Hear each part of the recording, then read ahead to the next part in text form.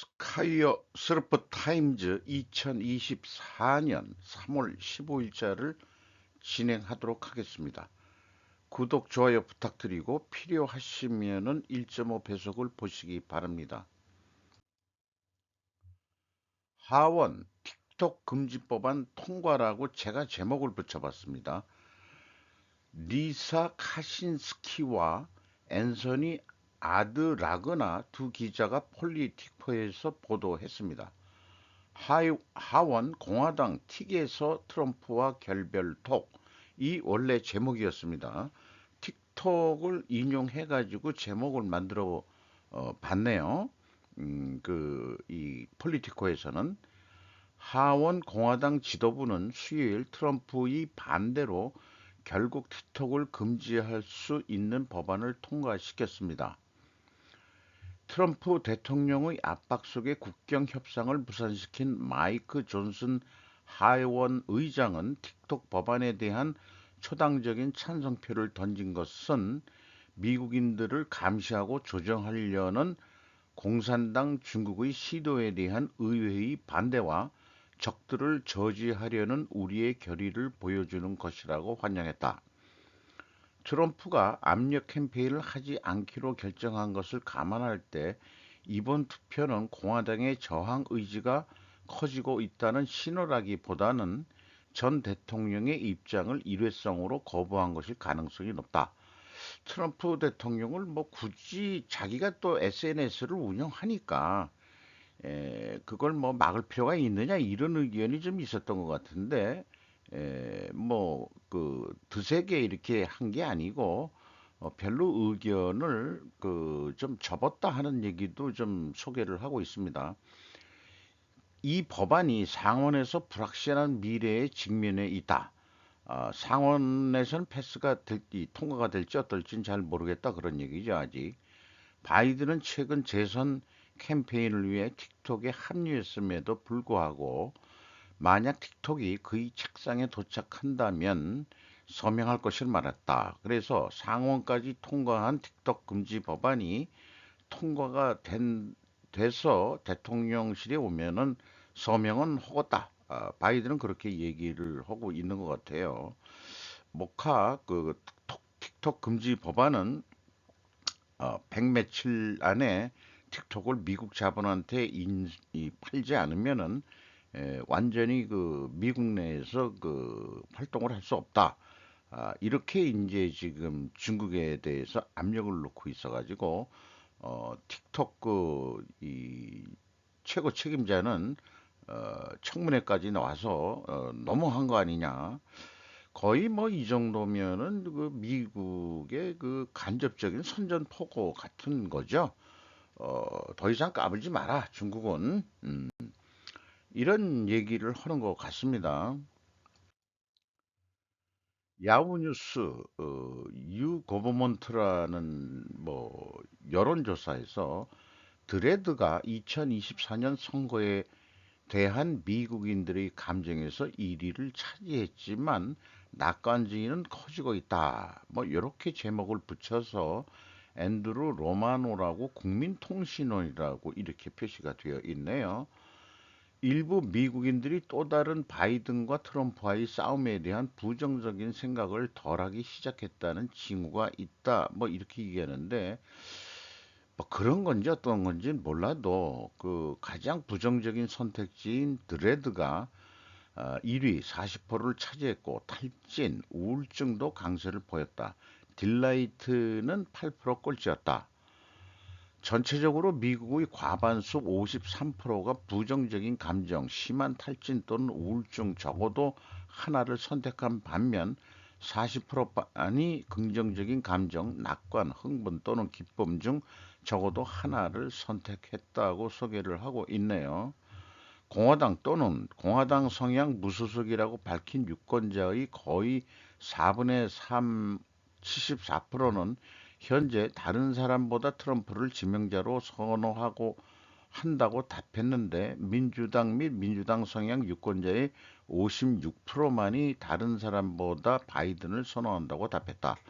그러니까 비율적으로 이 정도면은 이 언론 자체가 차기 대통령이 다시 트럼프가 재선되지 않겠냐 이런 쪽으로 그 경향 보도가 되고 있는 것 같습니다. 지금 봐서는 그 11월 그 대통령 선거에서 트럼프가 될 것 같은 그런 이 느낌이 들어오네요. 보아 모닝뉴스 한국 민주주의 정상회의 개최 큰 기대 비전 공유 어, 오늘 날짜입니다. 켈리 라주크 미국 백악관 NSC 선임국장이 2021년 첫 번째 정상회의를 소집했을 때 바이든 대통령이 말한 것처럼 민주주의에는 전 세계적으로 옹호자가 필요하다. 그래서 한국이 민주주의 정상회의를 개최하는 옹호자로 나서게 된 점을 매우 기쁘게 생각한다. 우리는 한국 정부와 협력하게 돼 매우 기쁘다. 이렇게 얘기를 했고, 뭐 여러 가지 얘기를 했는데, 이 민주주의 회의에서 북한 인권 논의가 될 거냐고 기자의 질문에 나올 수 있지 않겠냐 이렇게 이제 시사를 했다고 그러고요. 전 세계 국가들이 모여 민주주의 증진과 인권 문제에 대한 모범 사례를 공유하는 자리가 될 것이다. 라고 답변했다는 겁니다. 브링컨 장관은 또 별도로 이 민주주의 회의 때 그 방한을 해가지고 중국의 그 스파이웨어 오용 의제를 또 낼 거라고 직접 와가지고 그래서 그 민주주의 정상회의는 이렇게 그 SNS 온라인으로 이렇게 개최를 쭉 했던 것 같아요. 그래서 이번 요거는 그 지난 자료 갖고 그 정상회의에서 온라인으로 했는데 우리나라에서 이것을 개최한다는 얘기고 미국 국무장관 브링컨은 직접 또 날라오고 또 직접 오는 나라가 얼마 있는지 국내 뉴스가 어떻게 나올지 좀 매우 궁금해지네요.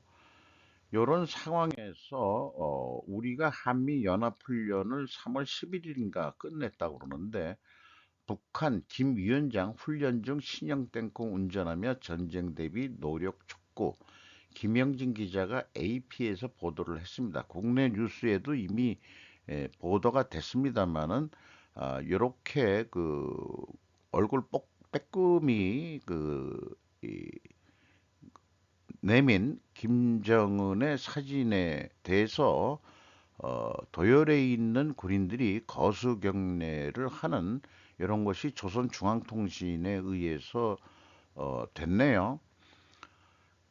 북한 정부가 제공한 이 사진에서 북한의 김정은이 2024년 3월 13일 수요일 북한에서 신형 탱크를 운전하고 있다 이렇게 됐는데 여기 보통 이 북한 뉴스를 얘기할 때는 이런 취지의 얘기를 합니다. 뭐냐면은 이런 뉴스를 하는데 기자들이 독립적인 언론인들에게는 취재 기회가 주어지지 않았기 때문에 이 이미지의 내용은 제공된 것과 같으며 독립적으로 확인할 수는 없다. 이런 전제조건 단서들을 달아가지고 보도를 하고 있습니다. 어쨌든 우리 그 김정은이가 전쟁 준비를 위해 더 많은 노력을 기울일 것을 촉구했다 그러고 새로 개발된 전차를 운영하는 훈련에 합류했다고 국영 언론이 목요일 보도했다는 거예요. 북한의 탱크 훈련은 목요일 오후에 끝날 예정인 11일간의 연례 한미 군사 훈련에 대한 대응으로 보였고 북한은 경쟁자들의 훈련을 침략을 위한 예행 연습으로 보고 있다. 우리는 북한의 도발에 대해서 방어 억지력 훈련을 한다고 표현하고 북한 김정은이는 한국과 미국이 합동해서 북한을 침략하려고 그런다. 그래서 우리는 그 조국 수호 전쟁을 하기 위해서 만약 전쟁이 일어난다면은 남한을 초토화시키겠다라고까지 얘기를 하고 있죠. 어쨌든 이 탱크 모양을 보니까 그 러시아제 이 요거 유사한 것 같습니다. 그거 해서 아무래도 그 러시아 쪽의 그 모양새가 그 좀 러시아제 같아요. 요걸 뭐 개선을 시킨 모양인데, 어쨌든 우리나라는 그 육지전에 강한 무기 국가죠. 한국이 그렇게 알고 있습니다. 조 바이든 대통령이 US 스틸에 미국 자본을 유지하라고 요구했다. 니테스 인수개혁으로. 니테스라는 말을 일본 제천을 니테스라고 하는 것 같아요. 블룸버그 일본판인데요. 조 바이든 미국 대통령은 US 스틸에 대해 미국 자본의 기업으로 존속할 것을 촉구했다. 동사에 대해서는 일본 제철이 매수를 계획하고 있다.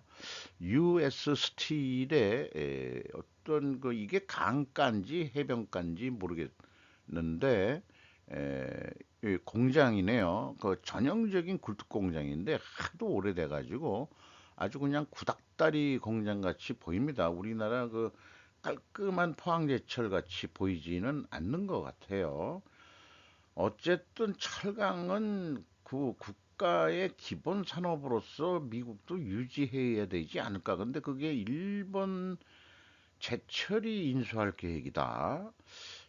요거 참 재미있습니다. 바이든 성명에서 US 스틸은 한 세기 넘게 미국을 상징하는 철강 회사였다. 미국의 철강 회사로서 국내에서 보유되어 경영을 계속해 나가는 것이 매우 중요하다라고 주장했다.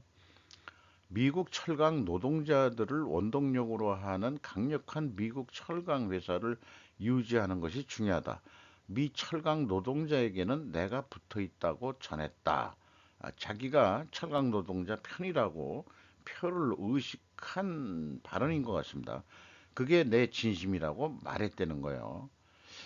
그래서 만약에 포항제철이 일본 이거 제가 또 오타를 냈네요. 제철에 인수된다고 하는 상황을 한번 생각해 보면 이거는 뭐 일반 우리 국민들이 100% 우호적으로 일본에 우호적인 감정이 있는 사람이라 하더라도 절에도 반대하겠어요. 철강은 그 나라의 기본 베이직이다. 이렇게 되는데 US 스틸이 경영이 조금 어려운 모양이죠. 뭐 러스트 벨트 속에 들어가 자동차도 몰락을 했고 이런 건데 이제 다시 그 뭐 바이든이 대통령이 됐든 어쨌든 미국이 더 그리트 어게인 이렇게 얘기를 하는 거에는 뭐 변함이 없는 것 같습니다. 트럼프가 들고 나왔 슬로건을 들고 나와서 그렇지 심정적으로는 바이든도 민주당이긴 하지만은 다들 그 국수주의적인 면도 일부 다 있지 않겠냐 이런 생각을 해보게 되네요. 충북에서 출입국 및 이민관리청 유치전을 시동했다라고 이성우 기자가 YTN에서 보도를 했습니다.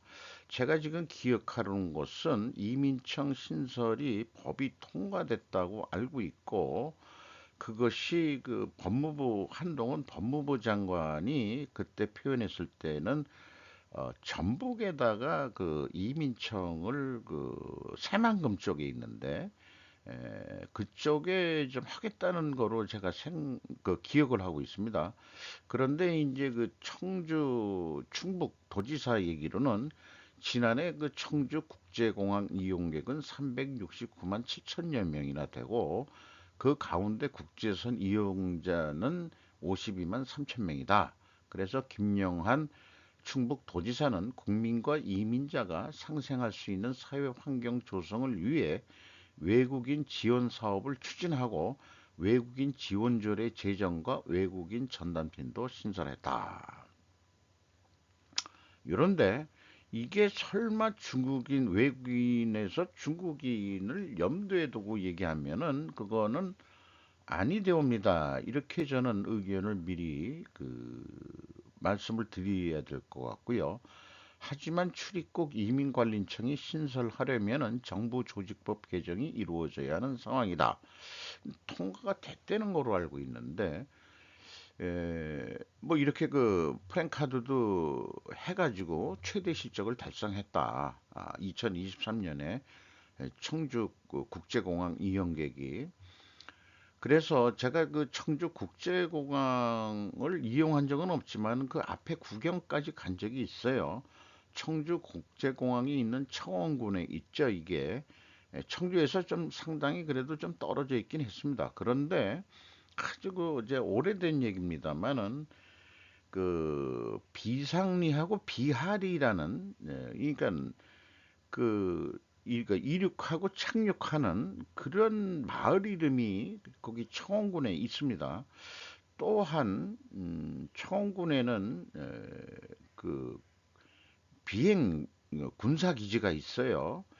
그래서 그 저기 그 어르신들 얘기, 그 제가 젊었을 때 어르신들 얘기로는 뭔가 성견지병이 있는지 이 동네 이름을 그렇게 진 거를 보면은 뭔가 그 내려앉고 올라가는데 참 그 지리적으로 좋은 데기 때문에 그렇게 이름을 붙이지 않았느냐. 거기 그 청원군에 그 이 우리가 그 관광지로서 좀 얘기된 게 초정약수터죠.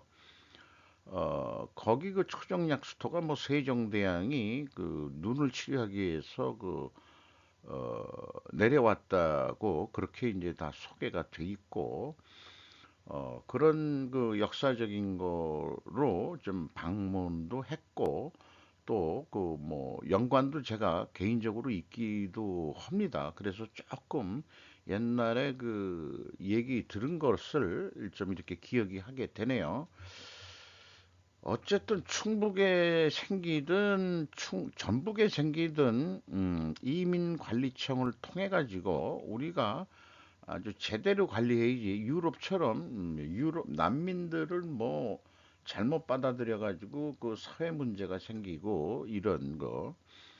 그 과거에 그 식민지 지배하던 나라들의 그 후유증이겠죠. 그렇다고 해서 그게 문제인데 우리도 일본한테 식민지 당했지만은 그 일본으로 난민으로 가는 그렇게 존심이 없는 나라는 아니죠. 아주 그 코리아는 대한민국은 어떻게 보면은 이런 거 보면 좀 특수한 것 같습니다. 잘못 얘기하면 또 국뽕으로 좀 흐를 수도 있겠고요. 어쨌든 그렇다는 얘기고요. 중국 경찰이 현관으로부터 나토 침투의 첫걸음, 헝가리 중국 경찰관을 초청했다라는 제목으로 마이카 메카트니가 뉴스 위크지 일본 판에서 확인됐습니다. 중국은 전 세계의 비밀 경찰의 그물망을 두드리며 중국의 반체제 인사들에게 감시의 눈초리를 보내고 있다. 부다페스트에도 이미 두 개의 비밀 경찰서가 있지만 이번에는 헝가리의 시가지를 당당히 순찰할 수 있게 된다. 이렇게 얘기를 하네요. 그러면은 비밀 경찰인가? 그게 아니잖아. 음, 경찰복을 입고서 돌아다닌다? 이거 그거 주권 문제도 있을 것 같은데 헝가리와 중국이 치안 협력에 관한 새로운 합의에 서명했다는 보도가 있었다. 조만간 중국 경찰이 헝가리 경찰과 공조해 헝가리 시가지를 순찰하게 될 전망이다. 뭐 우리나라의 공조라는 영화도 있었지만은 그거 뭐 별론데요. 느낌이 부다페스트 제가 잠깐 들린 적이 있어요. 부다페스트도 옛날에 독일의 그 아니 소련군인가 독일이죠. 독일의 한 거 해가지고 7인의 새벽인가 뭐 그런 영화도 나왔던 도시가 부다페스트로 알고 있는데 그 성당 안에 도망가서 거기서 이제 그 저항하다가 독일군이 그 이 수장을 시키는데 나중에 그 서로 자살하는 거로 영화가 끝나는 거로 그런 영화를 본 적이 있습니다. 빅토르 오르반 수상이 인솔하는 헝가리 정부는 친중 자세로 알려져 있다. 이번 합의를 두고 정부가 헝가리 내에서의 중국 경찰의 활동을 제대로 감시하는지 의문시하는 소리가 오르고 있다. 참 표현력이 어떤지 모르겠습니다만은 그런데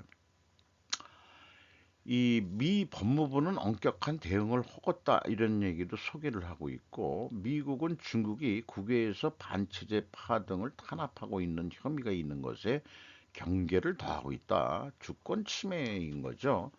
2024년 3년 4월에는 뉴욕 맨하탄에서 중국 비밀경찰서를 운영한 혐의로 중국인 노건왕과 천칭핑을 체포까지 했습니다. 우리나라에도 비밀경찰로 지명된 데가 무슨 에, 어디죠? 서초군가 어디에 중국집이 있는 거로 되어 있는데 음, 그 말씀이 안 되는 얘기죠. 이런 게 헝가리에서 어떻게 합의가 됐는지 매우 의문스럽습니다.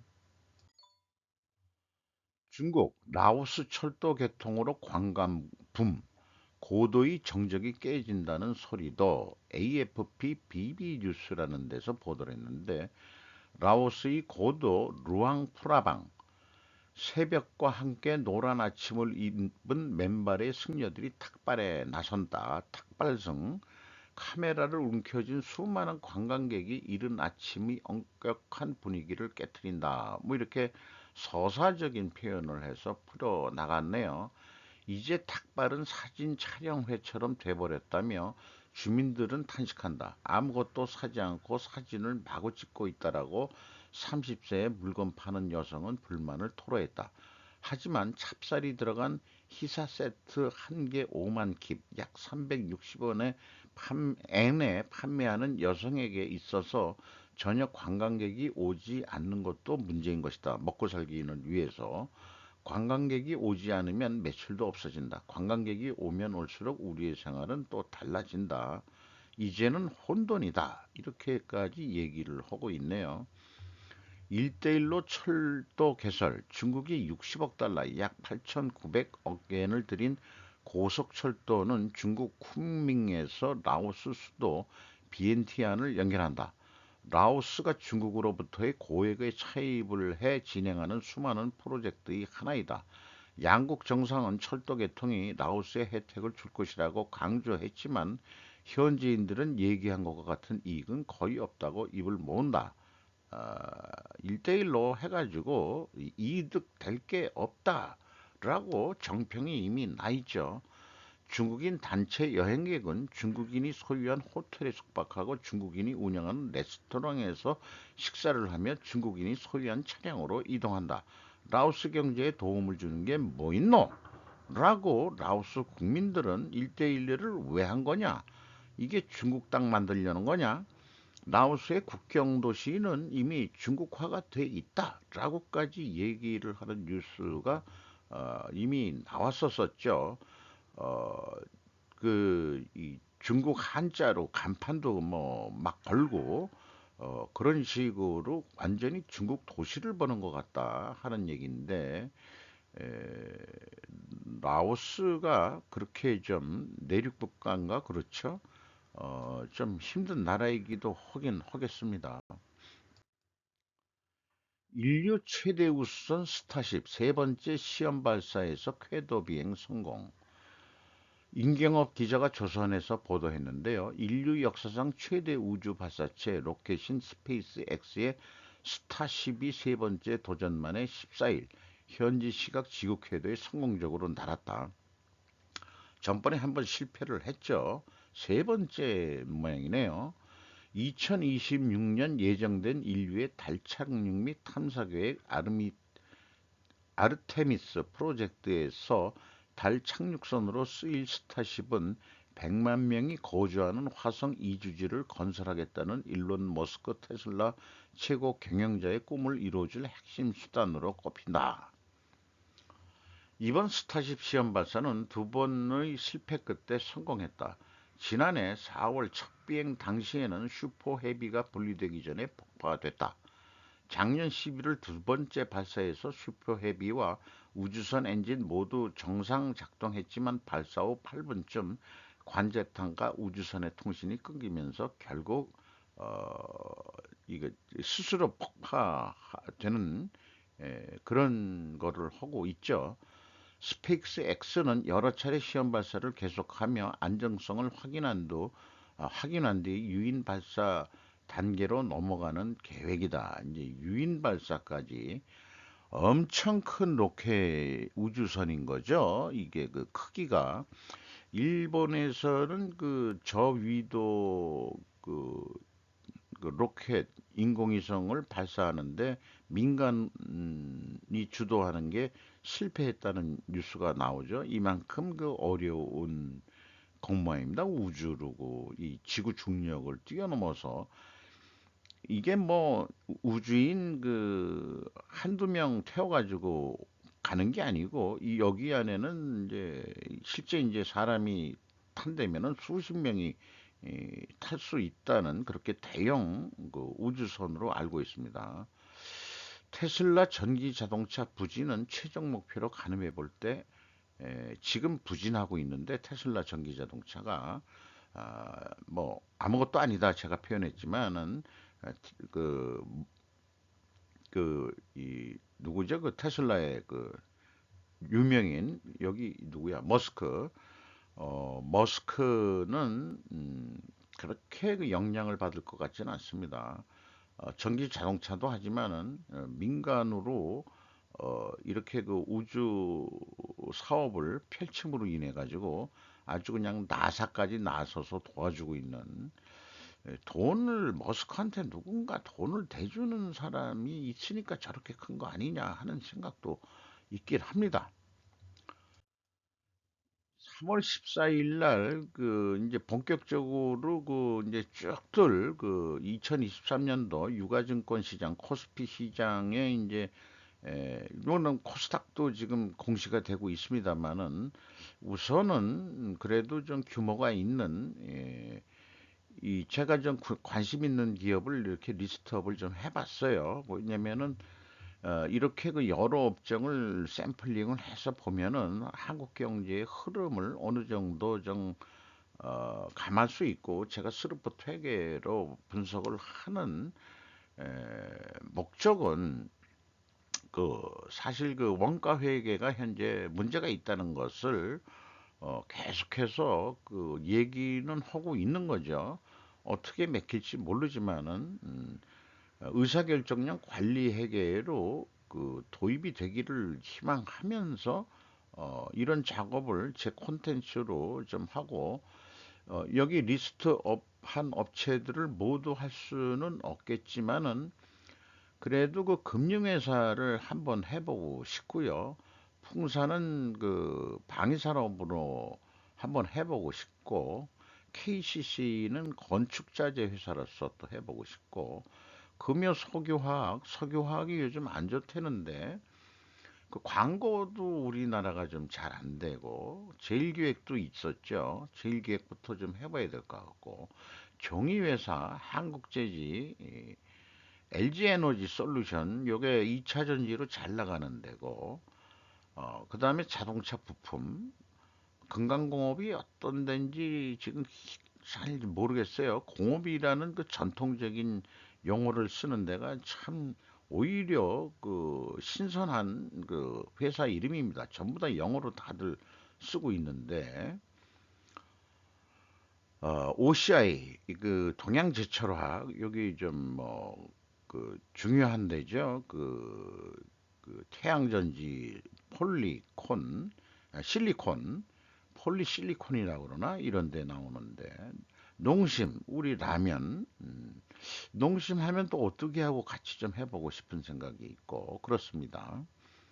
하이트질러 우리 그 애주가들을 위해서라도 여기는 좀 어떤지 봐야 될 것 같고 LG 디스플레이 중국산 LCD 때문에 엄청 힘들어하는 거로 알고 있고 OLED라고 수준 높은 쪽으로 지금 이제 전환하고 있다는 것까지는 생각을 기억을 하고 있습니다. 또 약간 중소기업 규모에 있는 기업들도 리스트업을 해봤습니다. 눈요기감으로 거의 알몸, 드레스, 석권, 아카데미, 애프터 파티서 셀럽들이 선보인 극단 의상의 각종 인부복까지 시수로 이게 무슨 얘기인지 일본식의 표현인 모양인데 이 가운데 있는 여자분은 영화를 많이 봤어요. 근데 이게 좌우에 있는 거는 어떤 여배우인지 모르지만은 거의 알몸 이게 거의 알몸이냐? 알몸인 건데 이게 엠마 스톤이죠? 엠마 스톤은 아니었는데 오펜하이머의 여우 주연상을 했는데 오펜하이머 출연으로 플로렌스 퓨 이게 누가 그 오펜하이머에 그 출연했던 얘기인지 모르겠네요. 잠깐 대담한 의상으로 오스카의 밤을 수놓았다.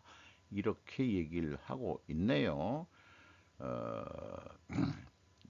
요가 매트 같다는 게 뭔지 잘 이 상징이 그 감이 안 오네요.